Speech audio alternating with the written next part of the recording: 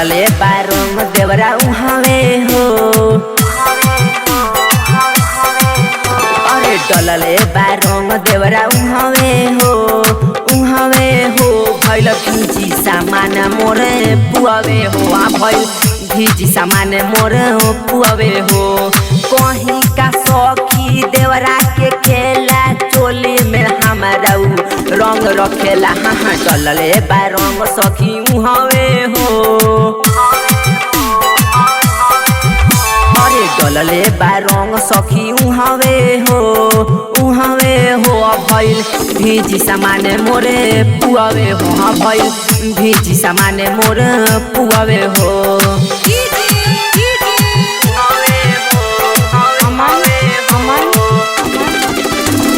कुशीनगर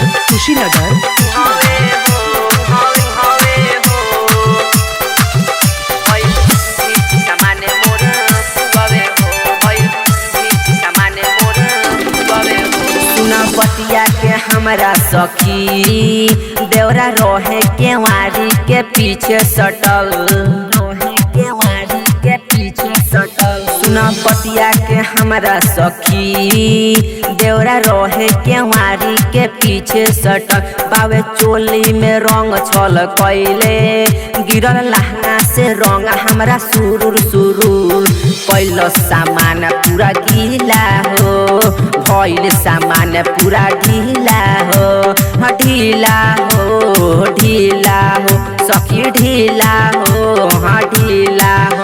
हम करम शिकायत अपना मरद से,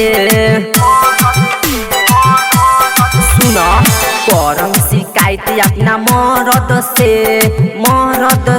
आके समझाव सैया अपना से, आके तू ही समझा दो अपना से।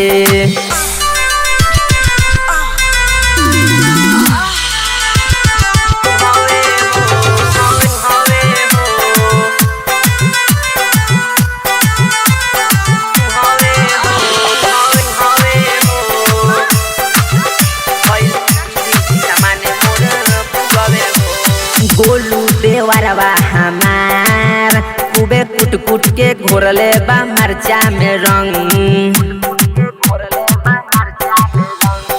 गोलू देवरवा हमार खूबे कुट कुट के घोरले बा मरचा में रंग, खूबे ऊपर से नीचे छनछना हवे सखी केतना ले कहीं तो से आपन दुख, चोलिया से फेंकता धुआं हो, मरचा रगड़ले बा उहाँ हो, हाँ उहाँ हो सखी उहाँ हो